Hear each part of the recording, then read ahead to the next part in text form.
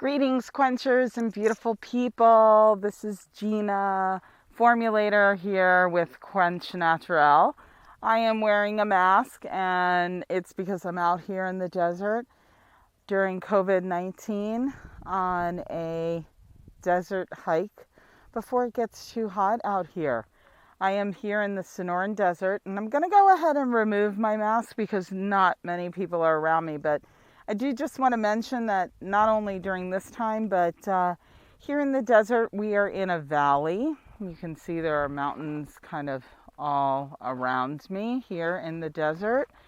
And that means that the air quality here, especially in the summer, can get really polluted. There's lots of dust.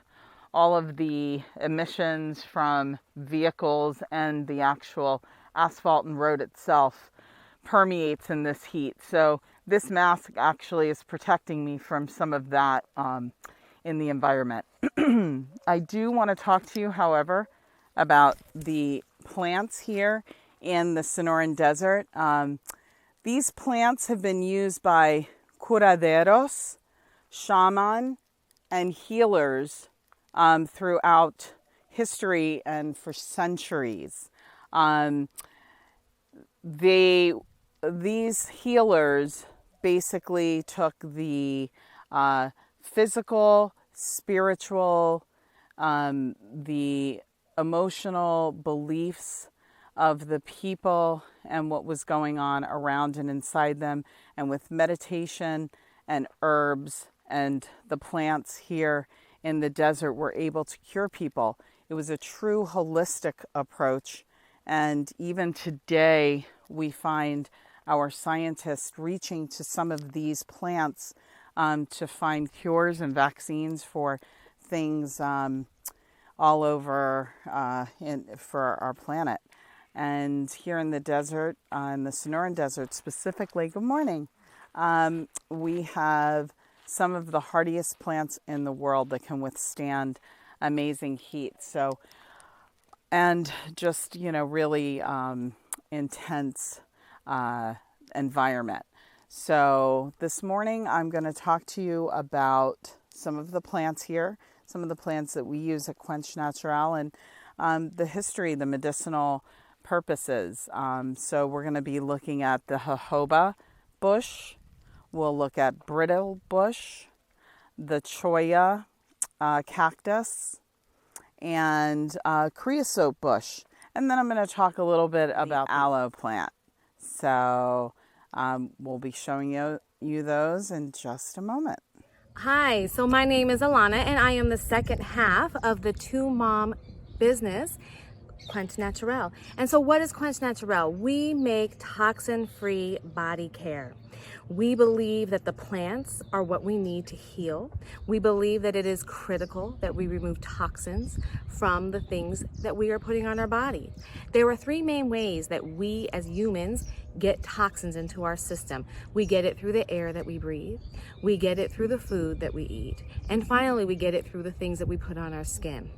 And anything that we put on our skin is absorbed into our bloodstream within 26 seconds. So it is really important. And even though we've been kind of trained to think that you could put just about anything in, it's not that big of a deal, it really is a huge deal. So today, Gina's going to be taking us through the desert, showing us different desert plants right here in Scottsdale, Arizona, which is part of the Sonoran Desert. And it is just absolutely amazing how many healing plants are right here, and the hardiness of these plants, because they have to survive at these extreme temperatures, have made them amazing healers for the body. And not only do they heal one aspect, they have healing benefits that take care of the entire person. And that is absolutely amazing when you think about the fact that nature has come in and supplied us with everything that we need. And so as we're doing this, what we're hoping to impart is thinking about how plants and nature can really take the place of these chemicals and pharmaceuticals. And the thing that's really interesting to keep in mind is that most of the pharmaceuticals are built initially off of the plant, and then they mutate it and change it to do other things. But it's when they do that, that when you watch those commercials and they say all these great things that the drug does, and then they quickly run through all of the problems, all of those problems are created because of the unnatural things that they've done to the natural plant. So I hope that we're able to share something new with you today and explain some things to you. And hopefully you'll check out Quench Natural when you're done. The Sonoran Desert makes up the northern part of Mexico into southern Arizona up until just about 3,000 feet. And the Sonoran Desert is probably best known for saguaro cactus, the saguaro flower. You can see the buds up on the top there. The saguaro flower is the Arizona state flower. It's a beautiful flower. It actually looks like a big daisy. And this is the time of year that it starts opening up between spring and summer.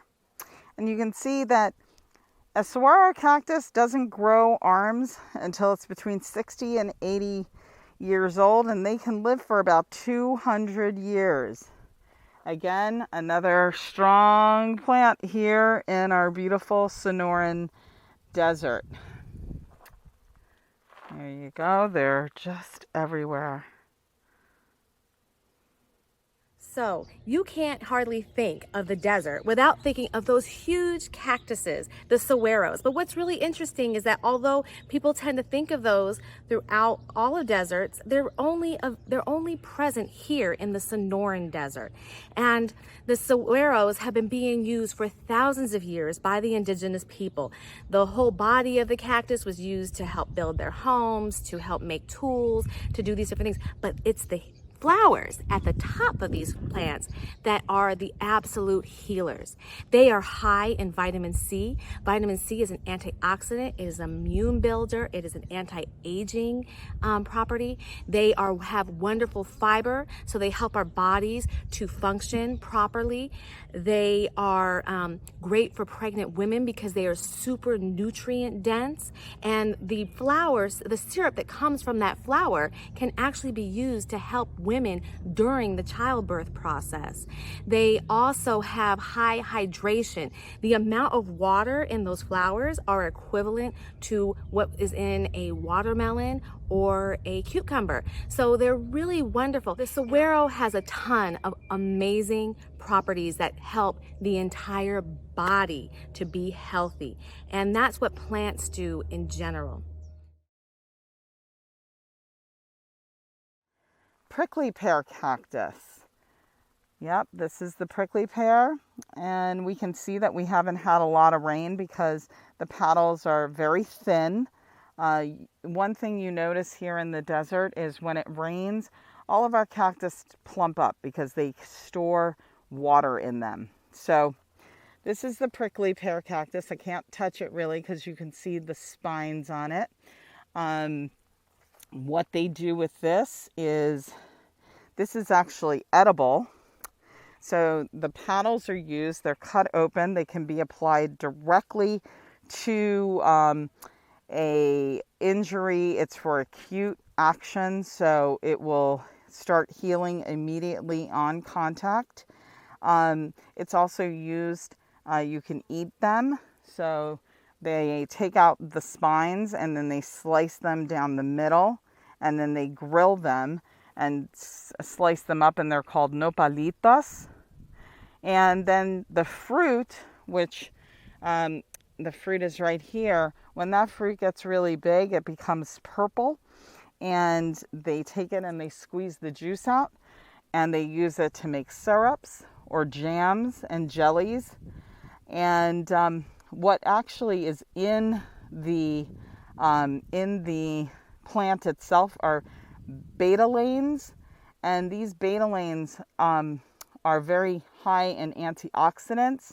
Also, amino acids are in this. So you can eat this and it's very nutritious. Actually, you can see here the buds growing. Those are the flowers, and then that's where the fruit comes from. So another great hardy plant that is still used today. So another amazing plant that we have here in the desert is the prickly pear or paddle cactus. And most of you are very familiar with what they look like. They have an oval paddle shape, the green cactus part of them. They're more flat, and out of the top of them will grow the prickly pear flower, and it's red and it will actually bloom. There are lots of health benefits, like so many other things that are here in the desert. So body-wise, it helps with reduction of cholesterol, controlling your blood pressure, and inflammation. It's amazing how many plants and different things look at inflammation, which inflammation stops the flow of blood in our body, and when we do that, it leads to all sorts of joint pain and different things. So my point in bringing that up is to say, look at all the things that Mother Nature puts into our environment to help us so that we don't suffer from inflammation.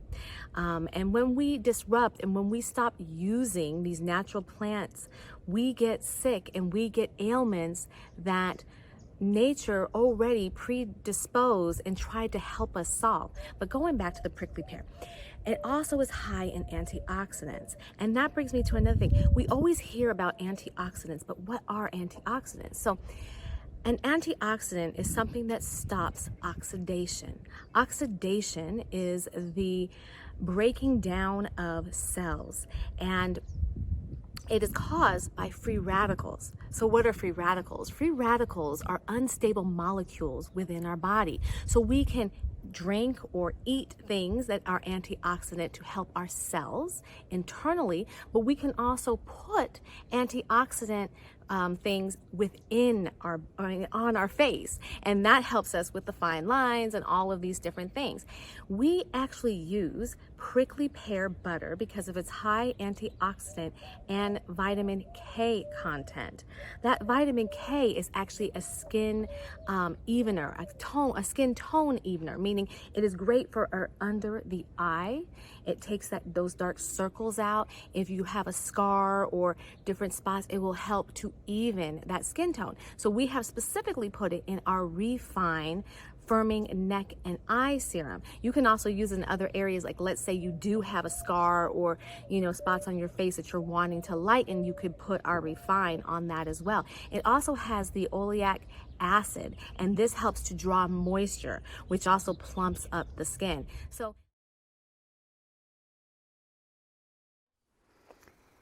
here we have the jojoba bush, which can get up to 10 feet tall and grows about 8 feet wide. There is a male and a female bush, and you can see the leaves have a vertical orientation, which minimizes the heat absorption in the summer. It's amazing how these plants in the desert adapt. The flowers, the oil from the seeds are used in lubricants and cosmetics, specifically in cosmetics because it mimics the sebum that is in our skin.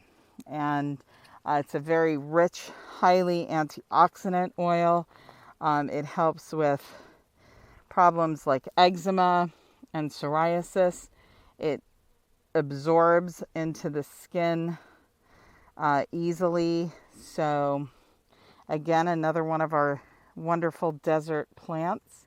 So another really great skin-loving desert plant is the jojoba plant. Most of us have heard of jojoba oil. Jojoba oil is extremely rich and emollient.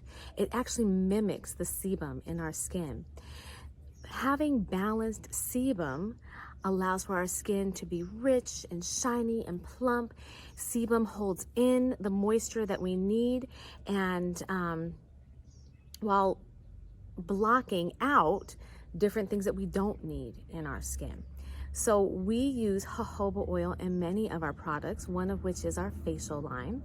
And a lot of people will say, well, if your skin line has a lot of oils in it, I don't know if that's good for me because I have oily skin or I have acne. And the reality is, it's not about the amount of oil in the product. It's about the types of oils and the formulation of that. So the types of oils, you always want to look for non-comedogenic oils, which we only use lowest comedogenic possible. And you want to look at what types of oils and how do they balance. Jojoba oil is a great addition to any skin, whether it's your face or your body. It's an amazing ingredient to add to any of your products. So we also have the brittle bush here, which is drying up because the temperatures have gotten high here in the desert. So the brittle bush, you can see the remnants of the yellow flowers. This bush was used, the flowers, the leaves, the stems, to make tinctures and teas. And actually, if it was applied to the chest or the neck area, it was used to reduce inflammation for people who had bronchitis. So another really great plant here in the desert that is used for healing is the brittle bush. And this one's a little bit different because it really doesn't have skin benefits like what you would think we would use. But what it does do is it helps your teeth. So what the Native Americans would do is take the leaves and burn them down, and what they'd be left with was a gummy paste. This paste could be applied to their teeth that were loose and stabilize them and heal them in that way. So it's just one more example of how Mother Nature really comes to aid all of the things that cause us issues. And while we do not use the brittle bush in our tooth polish, we do use only 100% food grade ingredients in our toothpaste. And that is another product that is just chock full of unnecessary chemicals and ingredients, some of them pretty toxic. And we don't need to have those toxins in things. So what we would like you to do is just really keep an eye on all of the things that you use daily and ask yourself, why is this ingredient in here? What is it for? And if there's not a really good answer, maybe there's an alternative.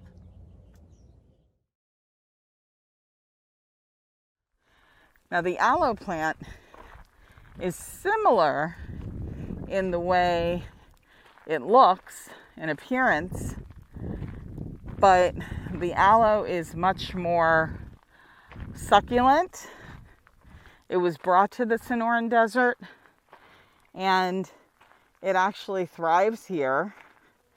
And we all know if you have an aloe plant and you get a cut or a sting, you can cut that plant and fillet the leaf and just put it right onto your skin. Also, after a sunburn, it's cooling and hydrating, and it's got incredible antimicrobial benefits.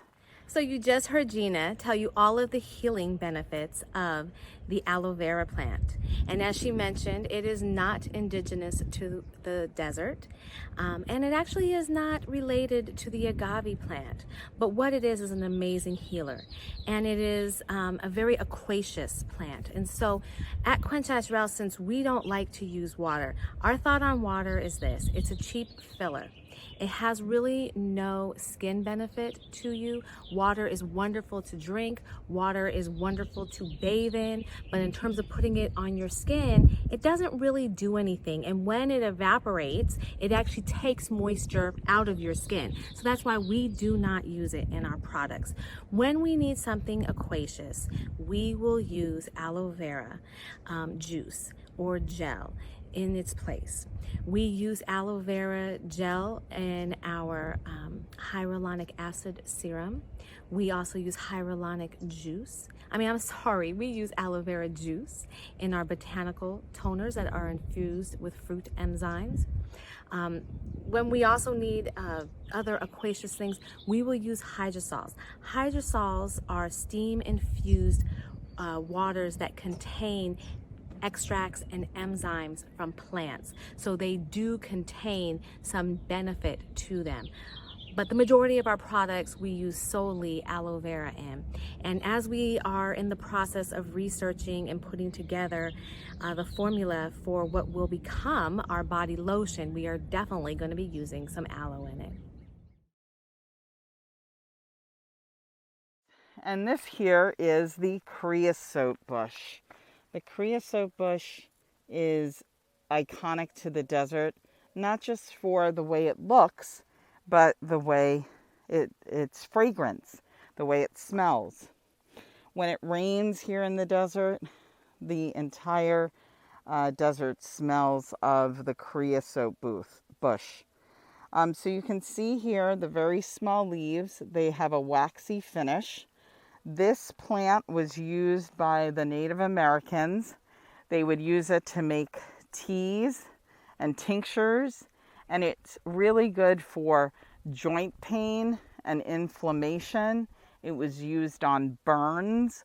It's a very, very hardy and resilient bush that produces an oil that can really help with things that ail you. So now I want to talk to you about my absolute favorite desert plant, and that's the creosote plant. It's also known as the chaparral plant. Some people call it the rain plant because when it does rain here in the desert, it emits a very strong earthy fragrance that if you're hiking shortly after a rain here in the desert, that scent just fills the entire air. The chaparral plant is absolutely amazing. It is one of the most ancient plants, not just here, but in the entire world. Its DNA, plant DNA, actually dates back like hundreds, if not millions of years. And what is really amazing is that these plants actually communicate with each other through their root system. They tend to grow in groups because they're actually social, and they kind of talk to each other and tell each other what areas to grow in. This plant is so smart that it only quote unquote breathes in the morning because that is the time when it's going to lose least of its water, because obviously here in the desert it's really arid. It also grows according to what it needs. So its leaves may grow downward, and this, or branches and leaves grow downward, and this allows when it does rain, for that water to run down and water the center of the plant, the base. Or it may grow with its leaves upward, and what that does is it means that its leaves, as they die and fall off, they fall into the center of the plant and work their way down and act as a natural composting and fertilizing thing. I mean, this plant is absolutely amazing, and I guess that's because it's, as I said, one of the oldest plants, so it's like 1 million years old. It's learned how to adapt and to keep itself alive. The one weakness that it does have is fire. Unlike a lot of other plants that after it burns, it will come back, the creosote will not. And what's really interesting about that is that the creosote actually won't grow in areas where grass is. Why? Because grass can burn, and grass also is an accelerant to fire, but grass will come back, whereas the creosote plant won't come back, and it's actually will not grow any place where grass is because it's become smart enough to know its environment and its weaknesses. So it's so amazing. Another really interesting fact about creosote is that in the 1930s, it was discovered that creosote could actually preserve food, and it began being used to preserve meats and different things. And it was in the 1970s that the FDA banned that use. And what it's now coming out to show is that the creosote bush actually helps to head off cancerous tumor formation. So you see that connection there about being in the food and us not taking it, and the rise of cancer and these different things. Plants were put here to help us heal. I'm not I mean, the FDA does what it does for a reason, but I have a lot of issues with it because the FDA is also the group that does not regulate natural. And so what that means is that anybody can put natural on a product, sell it to you, but it doesn't matter what's in that product. I could literally go to my car, drain the oil out of it, put it in cute little bottles, and tell you this, the oil of life, and you should put it on your face, and I could sell it to you. So long as I told you that it was motor oil, if you bought it and put it on your face, I'm legally allowed to call that natural. And that's one of the FDA things. So the FDA was also responsible for taking creosote out of the preservatives things, and it's been proven that creosote helps to stop cancer. So very interesting. But in terms of the actual healing and the skin healing things, I don't normally like to read off of papers because I find it makes me not as natural, but there's so many things that this plant does for healing. So let's talk about it. It alleviates rheumatic pain, so joints throughout your whole body. That's due to the fact that it's an anti-inflammatory. Stomach pain, chicken pox, snake bites, arthritis, bowel cramps, gas, cold, chronic skin disorders like eczema and psoriasis and dandruff and what else?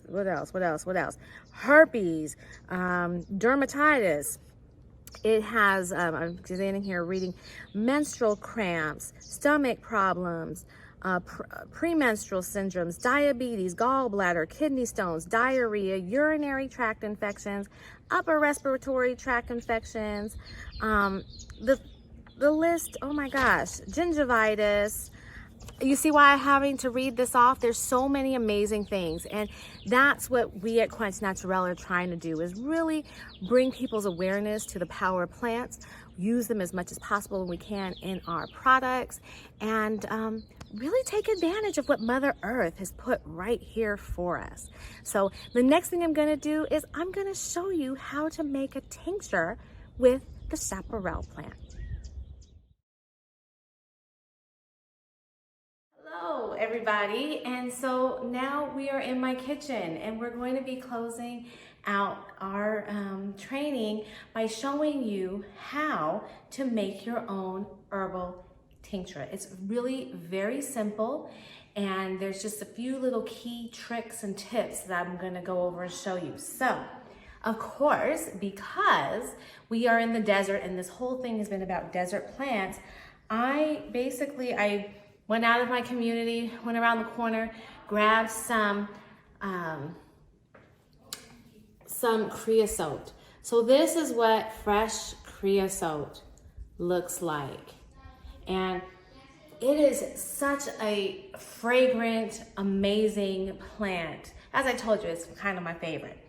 But it was so cool because I took a whole bunch of it off the bush around the corner, and they grow all over here in the desert. They grow out on the paths, but as I said, I just went out of my door and or out of my gate and found this around the corner. So when I had to run some more errands, and I had the creosote in my car, and every time I came back to the car, it was just full of this wonderful essence of creosote. So it's just absolutely amazing and natural and earthy, and I love this stuff. So this is the fresh herb.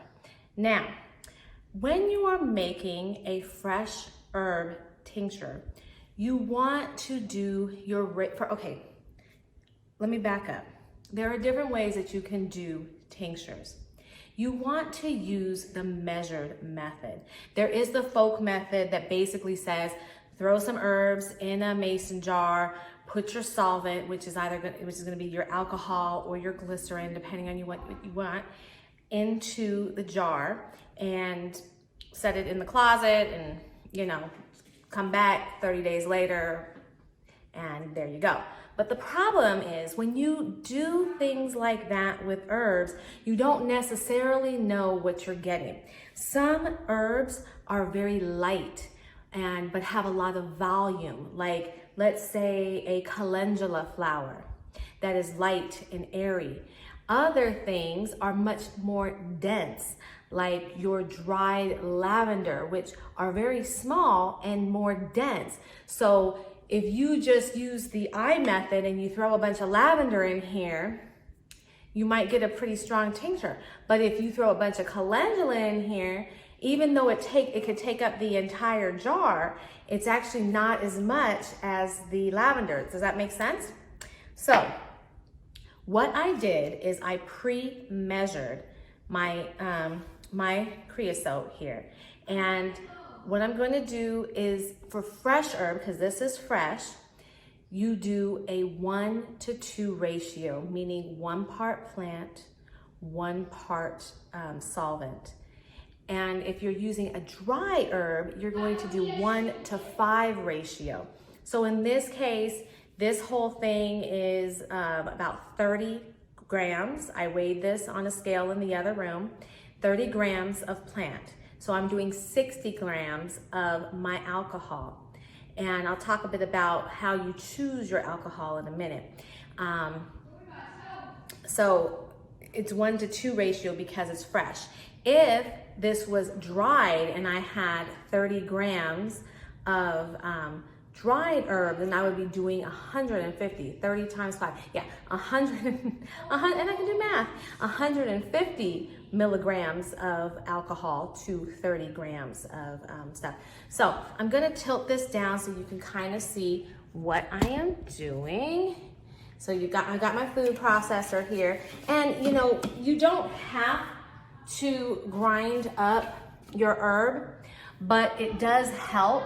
The reason being is it helps to open up and it helps to expose more of the plant surface to what you're doing. This is a fairly small herb, but it's especially effective when you're dealing with things that are more bark-like or bigger.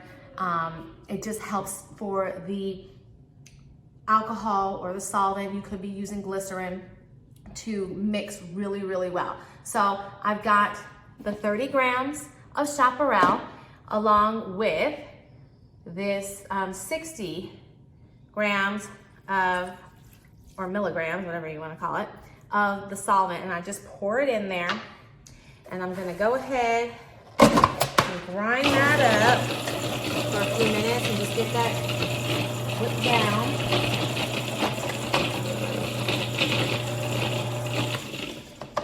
And I'm gonna be honest with you, I've never made a tincture with fresh herbs before. So I'm used to doing this with a lot more liquid than what I have here, but this is the way that you're going to make a tincture that actually works. Because if you just do it by the eye, if you've ever had a tincture and you go, it didn't really work, chances are it was made not with the measured method, but with the folk method. And when that happens, the tincture is not as strong. So I just kind of ground it, and you know what, I'm looking at this and I actually think I want to grind it a little bit more. You can also do this in a regular blender, and it might have actually been better for me to do this in a regular blender. Okay, here we go. Yeah, that's much better. And then my hands are clean. We're gonna take this off and pour it into my mason jar. And you know what? I save these for everything. This one actually had my ginger lime infused local honey from Carefree Carefree raw honey people up in Carefree, Arizona. You always want to, if you can, get some local honey because that's going to really help you with your allergies. The bees, they get their pollen from local plants, and by taking that honey, it helps you to build up your immunity to those plants so you don't end up getting really bad allergies. Anyway, so I'm putting this into, and there's a few extra leaves here, I'll put that in as well. I'm putting this into my tincture jar. And wow, this is gonna be a lot of stuff. As I said, I've never made a tincture with fresh herbs. I've always done it with the other. So I'm used to a lot more liquid. But, so basically, this is what we've got here. And that alcohol is going to draw the essence of the plant out over time. So we put this in, and I'm gonna lift you up so I don't have to keep bending down. So we put this in our mason jar. What you want to do is every day, at least once, if you can twice, you go and you shake it up. But you store it somewhere dark and kind of not too hot and not too cool. So I'm just gonna stick it in one of my kitchen cabinets, and every day for the next month, I'm gonna do this. Depending on certain herbs, they take 3 weeks, some take 6 weeks. A good rule of thumb, if you're not 100% sure, is do a good 30 days. What you wanna do is mark your jar so you know exactly what date you put it away, what it is, and what kind of alcohol content you did. So in this case, it is May 21st, or I think it's May 21st. May 21st, this is creosote, and I did 50% alcohol. Now, in terms of what sort of alcohol or solvent you're going to use, when you are using dry herb, you can do a 50% alcohol solution, meaning that this is 100% proof, it's 50% alcohol by volume. When you are doing dry, technically you are supposed to use a, it's like 69 to 85% pure. So that would be like an Everclear alcohol, or something, a grain alcohol that's an even higher proof than 100. I couldn't find any of it. As you know, with COVID going on, everybody's buying up all this stuff to clean and to do different things and disinfect. So I had to go with this. I'm hoping that this tincture will work out well. I might leave it a little bit longer to accommodate for the lower alcohol content, but it's just that simple to make a tincture. So I will be providing some overall guidelines on how to do this. It's very simple. You can do it with just about anything, and your different plants are going to have obviously different healing aspects, and that's the main thing, you know. Quench Natural, we were made to, or we came together as two moms to help heal our families. And we began researching herbs and just got really into all of the powerful benefits of them.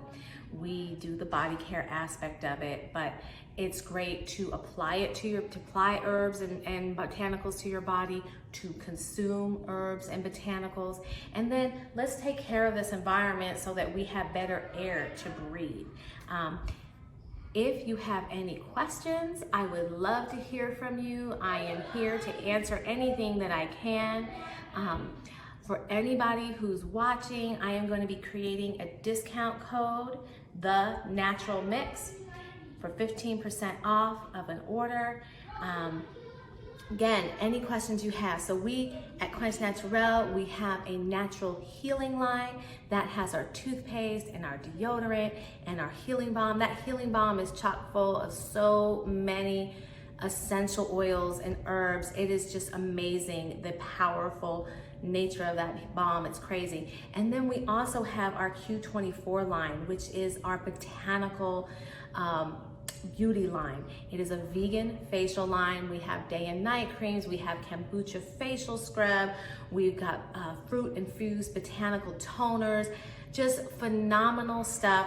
It really works. Thank you so much for tuning in, for watching us, and let's try and be healthy. Thank you.